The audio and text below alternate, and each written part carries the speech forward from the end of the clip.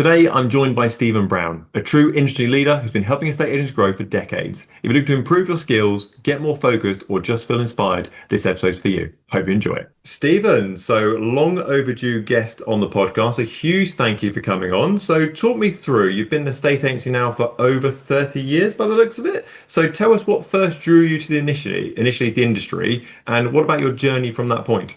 I actually wanted to be a auctioneer, and I left school, and my A level results, or in fact, my estimated A level results weren't great. So I decided not to bother for my A levels, um, and I got, I think, a DEF. I passed French, no, I think French and German, and I failed economics or something like that. Um, so I decided I wanted to be an auctioneer. Went for some job interviews at Christie's and Sotheby's. Didn't get offered anything, so I decided to look into property.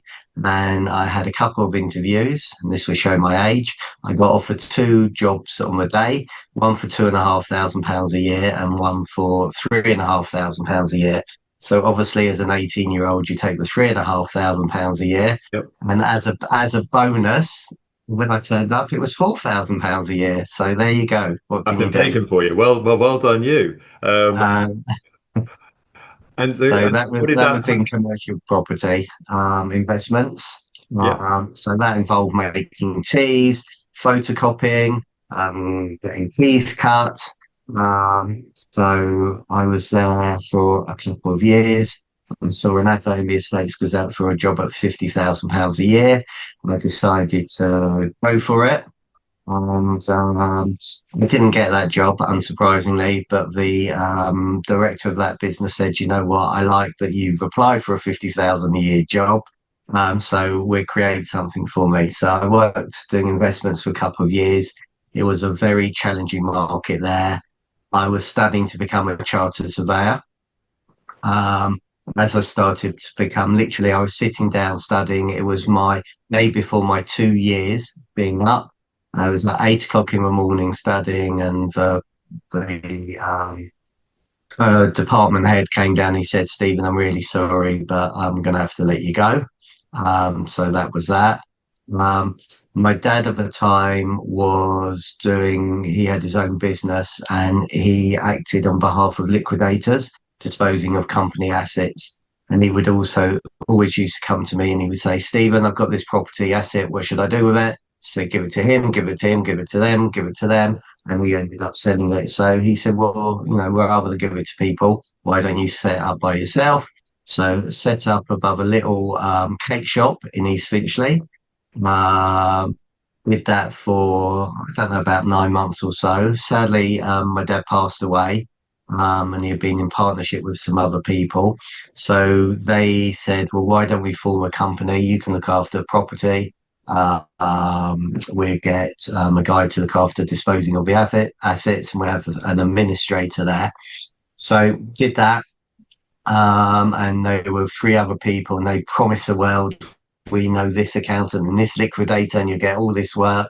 And I got a nice amount of money for, I think I was 21 at the time. God, this is unbelievable. I've gone from £4,000 a year to £30,000 a year, and this is wow. And then the money dried up very, very quickly. The company wasn't working out how it was. So basically, I ended up leaving. And then I looked at an estate agency, and I got introduced from one of my clients to Greene Co in Northwest London. And I went and met David. And David, I was literally 6 months away at the time from qualifying as a chartered surveyor. And David said to me, "You know what? I'd like to get you into the business, but you're going to leave me in 6 months' time." So he said, "Thank you, but no thank you." But 3 weeks later, I hadn't found anything. He hadn't found anybody. And then he brought me into the business. And I was there for about 20 years. Do you ever wonder and think what your life might have been looked like if you went and continued the chartered surveyor side of thing and kind of finished your qualification and carried that through? Oh, well, I did finish a You qualification. did. And yeah. And I qualified. I did it via a correspondence course. So I failed my first two attempts to become a chartered surveyor, or the part one exams, because it was all theory. Well, theory, excuse my language, is a load of bollocks. It's all about the practical stuff. And I was doing all the practical stuff. And I realized when I failed my first two attempts that actually the lessons or the reports I was meant to be sending were actually the exam questions. So when I cottoned on, I actually passed the final that the third time. And then I literally went through, so 2, 3 with my assessment, and that was it. And I qualified. So yeah, I was a qualified chartered surveyor, and actually that helped me when I was at Greene Co. I I bet. used to I used to give surveyors sleepless nights. So this is going back when property prices, people in London were struggling, bought properties for 100,000, and they were struggling to sell them for 60,000. And I remember a developer there in Maida Vale called Richard Withy, and he bought all these properties, mansion flats, and he refurbished them. And we were getting exceptional prices, and the surveyors were coming back saying, "Well, we can't justify that." I said, "But I've got 3 people who want to buy that. Surely you can justify that." So they said, "Yeah, of course we can." And literally, he single-handedly pulled the property market up in Maida Vale. Any time a surveyor said to me, "Sorry, I can't value that up," I was like, "Well, I'm a charter surveyor, and here are the three comparables. And if I give you this evidence, would you feel comfortable doing it?" Oh, it didn't work all the time, but obviously it did help. So Well, I bet they love dealing with you. yeah, everybody loved dealing with me. So talk me through. So when you're at Greene and Co, what are some of the Yeah. key lessons you learned from sort of building a high performance estate agency there? What are some of the key things you took away from that business? Obviously, you're there for a long time that you kind of still carry with you now. So discipline, really, really important. Consistency. We had something called the Green Way. Um, we were a company that I think was very, very initiative. So, we started off an anti-gazumping called a anti-gazumping tool called a Goodwill Charter years and years ago. When we realised that 6 out of 10 sales were falling through, or sorry, 4 out of 10 sales were falling through. But then we introduced this Goodwill Charter, and 1 out of 10 sales were falling through. So that made a massive, massive difference. We learnt about Kaizen, so Japanese for continuous improvement. So we're all looking to improve. Um, Getting out of your comfort zone. So we had a TV program about us, which was never going to be a promotion or highlights of Greene and Co.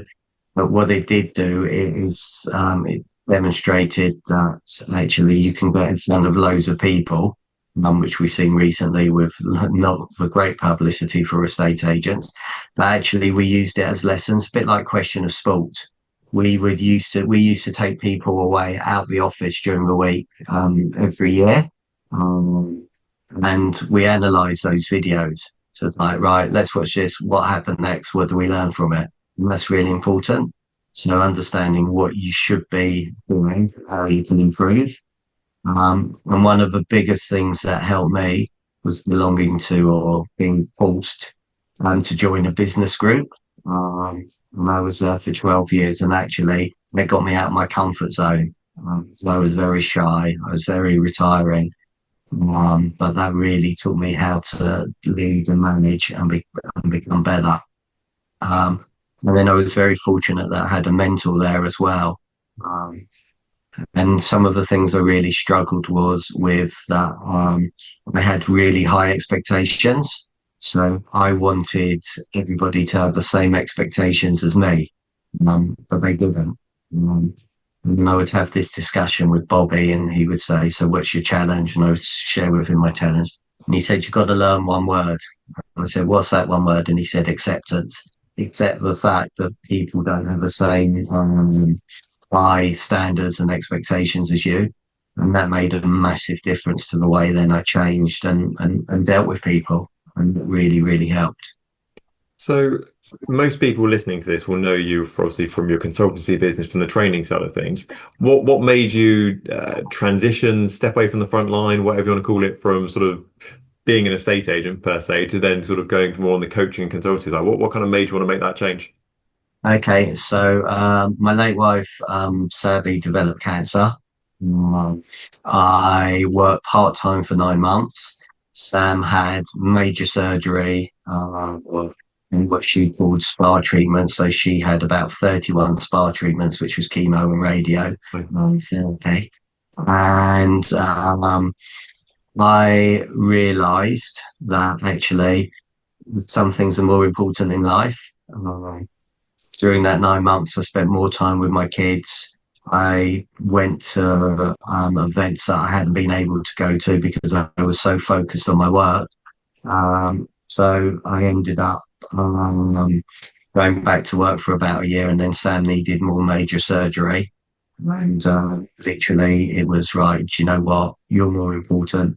I'm going to start working from home, and then ended up building a business. And Sam sadly passed away 4.5 years ago. So everything I do, which is like a wedding song, and Brian Adams, everything I do it for you. So that was our first dance. So that was the reason why. Mm. Well, mate. Well, as reasons go, that's a pretty amazing one. I'm very sorry you had to go through that. First of all, that is a terrible thing for anybody to go through. But I think that, yeah, that all makes to say that makes sense is an understatement of the century. So, and you reflect back on that time, and you must look back at it and go, that was the right move to make, and that was the right decision for you, kind of knowing what you know now, and obviously for your family as well. It was, and then it's like, do I regret actually not doing it sooner? No. One thing I definitely don't miss is managing people, and also managing the sales process because it's pretty stressful. From there, I had really, really high targets. So I was the first person to turn over £1 million in an office there. So for me, that was most probably one of my biggest achievements there. But you're under so much pressure. Target, target, target, target, target. It's hard, and at times I struggle to sleep. You miss out on the kid's life, which is hard. So, anybody watching this, don't have regret. Life's too short, make the most of every day. And, your family are really, really important. So, be there you know, for all the big milestones they have, school plays, sports days, whatever it is, be there for your family because you don't get those memories back.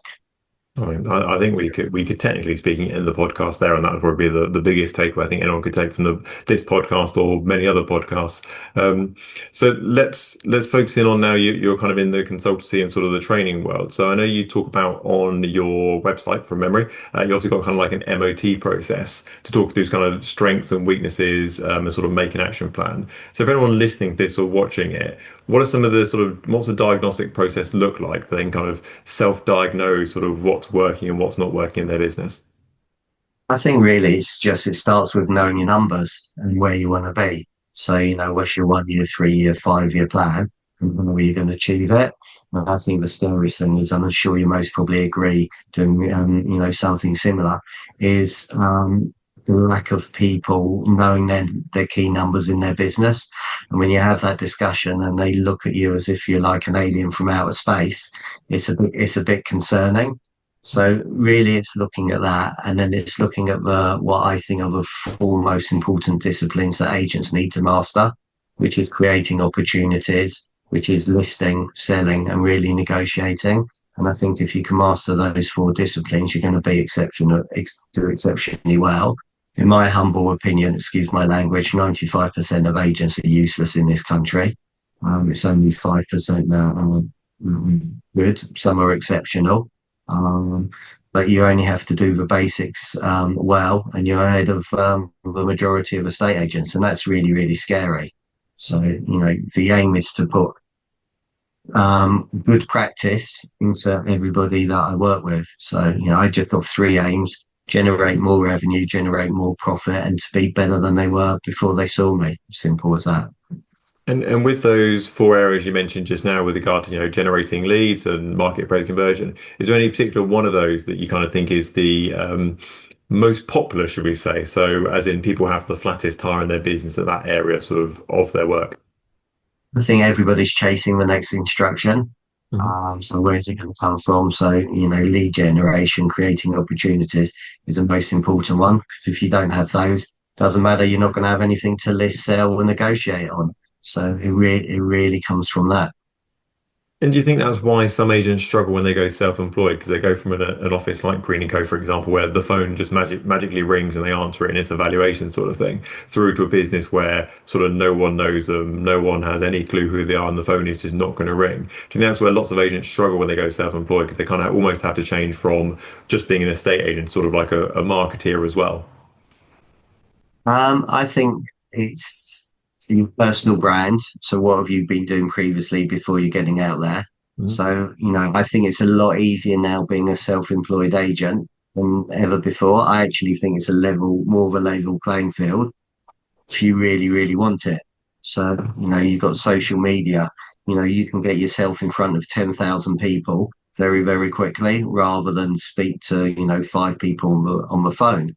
But saying that, everybody's got contacts on their phone. It's very simply pick up your phone and say, I've got some really exciting information, Chris. I've just become an owner of my own business. Who do you know that's next looking to sell that I can help? Um, so I think you've got to have the hunger and desire to go and want it. I think there's plenty of opportunities out there to get sellers and in front of people. It's just, again, coming back to a plan, knowing your plan, how you're going to do it. So who you're going to speak to every day, go from And there. And you mentioned just now, obviously, you felt that sort of 95% of agents aren't that great, and there's probably 5% or 10% that are kind of fairly decent. So therefore, the bar is quite low on that side of things. Is that a result of lack of investment into the estate agency world? Obviously, it's not often I have another kind of coach or trainer on the video call on the podcast. So is it a lack of investment from the bigger brands and from estate agency business in their team? So therefore, there's sort of a lack of accountability across the board. What's going wrong to make the 95% the bad ones rather than 95% the good ones? Um, I think it's a bit of both, actually. I think businesses see training, they don't see training as investment, whereas I think they should. But also, what I find interesting is why don't maybe negotiators start investing in themselves? Mm. So I've been over to Aric a couple of times, property conference out there, and there's 6,000 people there.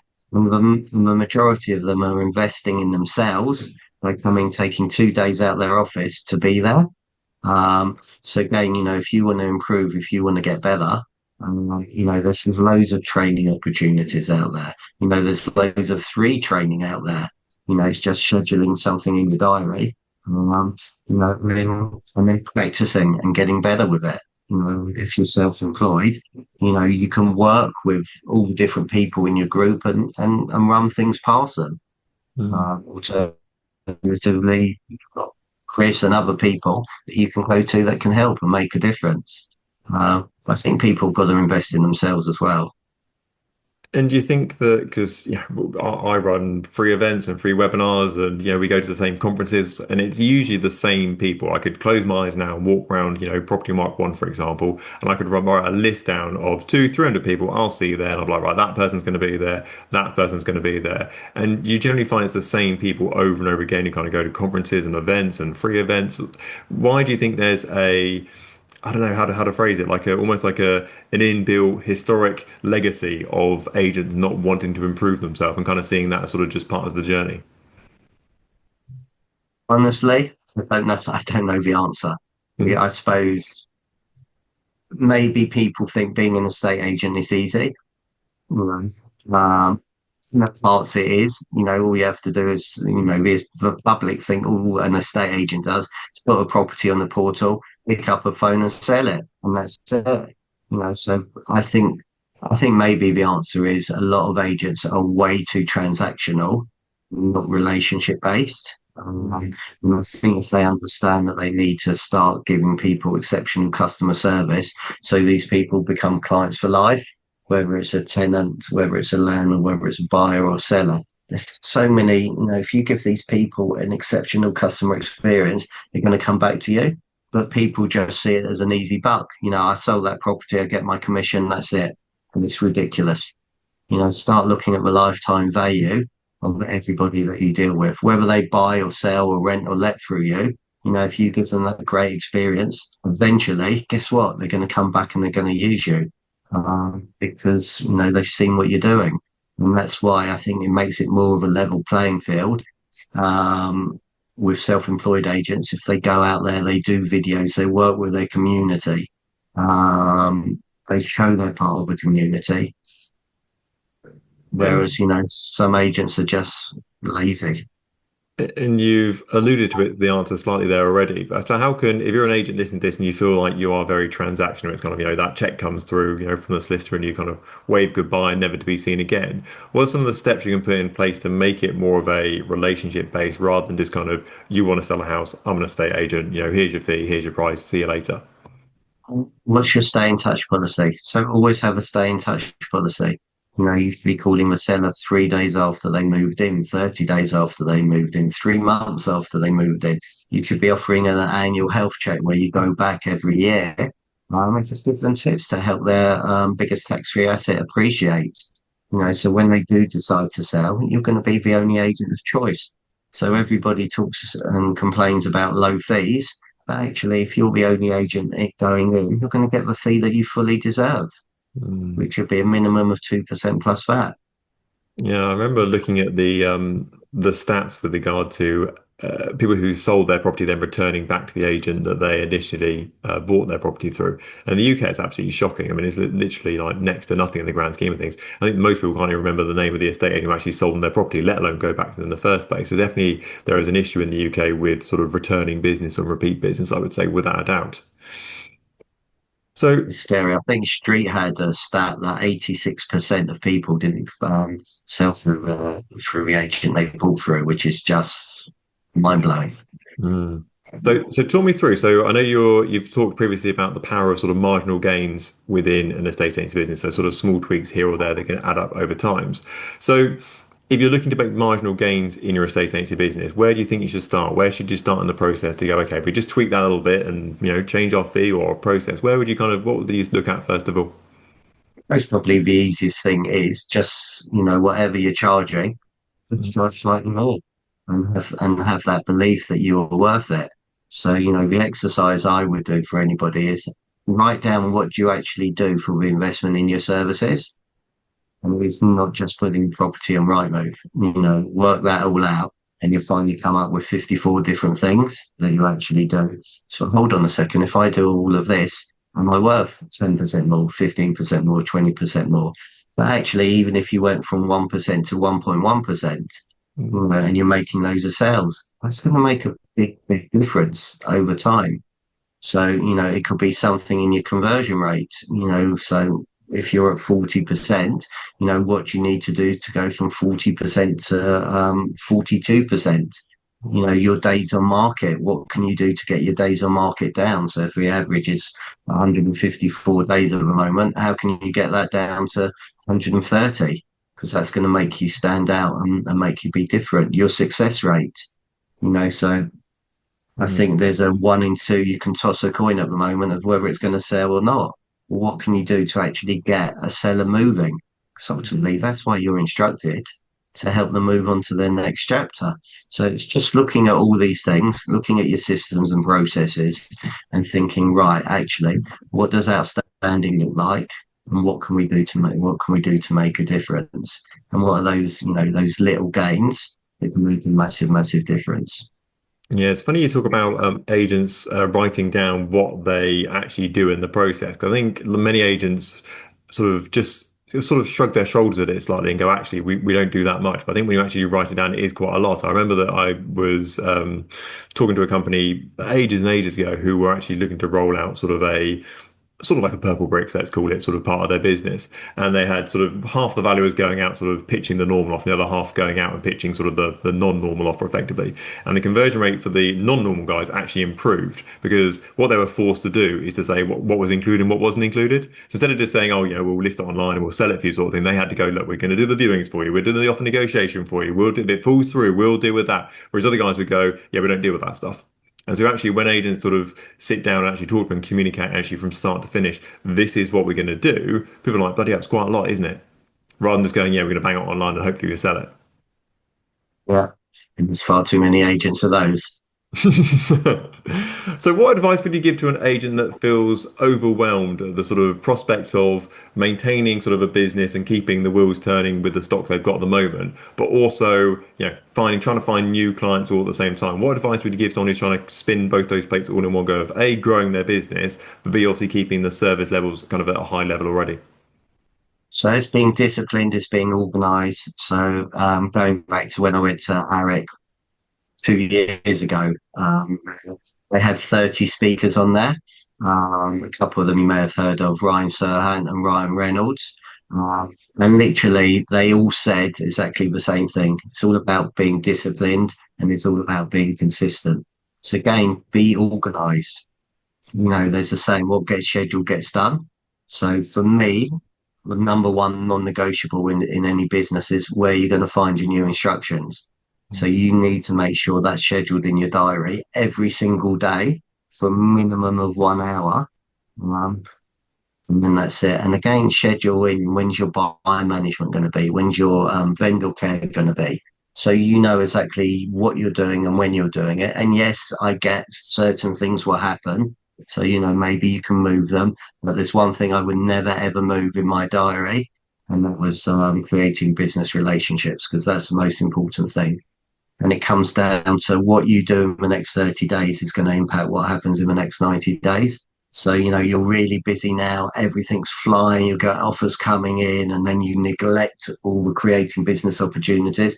Well, guess what? In 3 months' time, you're really, really going to suffer. So, my question to any agent is understand when your lull period is. And what are you going to do to make sure? So, if that lull period is in 3 months' time, you need to start thinking now, what do I need to make sure? Actually, in 3 months' time, I'm going to be really, really busy. So I don't think I can have you on the podcast without talking to you about sort of some sort of charity and community work because you are like Mr. Charity to say the least. And I think the things you do charity wise are absolutely amazing. So I'm just going to dig into that very shortly, if that's okay. So you obviously got computers for schools. So off the top of your head, roughly speaking, how much that's earned now for computers for schools? So far I've raised, and there's another donation that I know is coming in the next week. So when that comes in, that's going to take out to £155,000 now. And then Amazing. hopefully with all of that money coming in, that will mean that over 1,500 computers and laptops would have been distributed so far. And the aim is to get to 200,000, which I foolishly said about 3 years ago. So I've got to keep on going. Oh, So you're doing amazing. So what made you want to start that to start off with? What made you think you wanted to launch the sort of computer for schools initiative? So again, that came when just before 6 weeks before Sam passed away. I was in the shower at midday, and there was a Commons debate going on about in COVID that kids weren't getting digital support; they were at home. Some who were doing their I'm going to show my age, sorry, GCSEs and A levels. I was going to say O levels. They they so one side of the family was able to learn, others weren't. They decided then to, in fact, I spoke to the agents I've got in my mastermind groups to say that I think this is something that you should get involved in your local community. And some of them did. And then we had the podcast on a Sunday, and Jerry Lyons was on and said, "Oh, maybe we should get suppliers involved." And he said, "Yeah, that's a good idea." So he said, helped me set it up, and he said, "How much do you want to raise?" So he said 10,000. So I said, "No, no, no, that's way too little. Let's go 50,000. Think big." And then on the day just before Sam passed away, or on the day, I was on 48,000. And I will shout out and give them a shout out because Spencer Lawrence and Simon Wow both donated £1,000 to get up to 50,000, which was incredibly generous. Um, and then I managed to get up to about 75,000, and then it got really, really quiet. So I thought, right, I publicly said stupidly that I wanted to get to 200,000. What do I need to do? So then I started asking agents if they made any sales, would they donate £10 per sale? Up to £50, I send them a tablet, and up to £200, I send them a laptop. And fortunately, I've had quite a few agents have got involved, that are still donating on their sales, and they get a laptop and tablets back that go into their community, which is amazing. So, and I've also got a book that will come out, see, again, where the one thing, I've interviewed over 200 people what their one thing is. So that's in the process of getting there slowly, not as quickly as I want to, but we're getting through that now. So hopefully that will come out. I don't know, the next year. I'm not being held accountable. Well, I think you're doing an amazing job already, to say the least. So, talk me through from computers from schools. You then went to obviously Agents Together as well. So that was in June 2020, I think it was. So, talk me through Agents Together. What's the vision there? So Agents Together is just about to relaunch after sadly, the inspirational Sarah Edmondson passed away. Um, it's amazing. We had a meeting about just under a week ago, and I think there's 500 mentors, over 1,500 people being menteed. God knows how many thousands of hours people generously donated their time. And it's a lonely place out there. Um, and for people to feel not alone, and they can get support and they can get help from people that actually have been there, done it, been in their position, been in their shoes. And you can come along and you can have 6 1 hour sessions. You'll be matched up with people. And for collaboration in the industry, because it wasn't like that. I mean, it's changed massively. So it's great, and the support is absolutely wonderful. And I believe you are a mentor, so thank you, Yeah. because all the mentors out there do an incredible job, and everybody is making a wonderful difference. So thank you to everyone who is a mentor. And if you're not a mentor and you want to be a mentor, please get in contact. And more importantly, if you want some support and you want some help, also get in contact, because we'll match you with somebody that can support you and help you on your journey to wherever you want to get to. And if you get really, really unlucky, you might actually get me. So there we go. So there's one to Not at avoid. all. That would be a good one to have. There we go. Like a busman's holiday for me, I think. So yeah, very good. So talk me through then. So lots of agents talk about work-life balance and struggle to achieve it. Do you have any sort of rules or routines to kind of you have in place? Obviously, you've got your own business, which is very successful, and you're sort of here, there, everywhere. How do you manage your own time to kind of have sort of Stephen time and switch off time, or does it kind of blur in? What do you have in place, sort of you recommend to yourself and to other people as well? I think I'm most probably at a different stage in my life than a lot of other people because of what happened with Sam. Mm. So for me, you have to live every day um, as as it could be your last, because literally you don't know what it is. So for me, it's what's the most important things that I want to do, and I would do them. So I will work around what I want to do, Mhm. um, rather than what other people want me to do, so to speak. Whereas, there may be people who are watching this that, most probably aren't at the same stage as me. So it is then coming back to organising and scheduling it and putting the most important things. So for me now, I would say if you've got 4 weeks, 6 weeks, put those in the diary. So to make sure you refresh, you recharge, and you've got holiday. And I would do that. That would be the things that I would do straight away. Okay, if you've got kids, right, find out all the events. Be there for their first day back at school. When's their sports day? Are they in concert? Stuff like that. So I would build everything round all those things to make sure I am there, and then building, right, actually, what do I want to do? How am I going to get these new instructions? When am I going to speak to my vendors? When am I going to speak to my buyers or whatever it is? So it's just being pretty organized and being pretty disciplined to get where you want and to do what you want. So I think I'm okay to ask this. You've mentioned your age a few times, and I'm sure at one point you'll want to hang up your laser measure or what the technical term is for a consultancy business. What sort of legacy would you like to leave the estate agency world once you decide to put your feet up effectively? I just look, I want to make the industry better. Uh, yeah, I think agents should be licensed here, full stop. Um, but I just want people to realize that they can go out there, they can do it, they are making a difference because this doesn't make sense.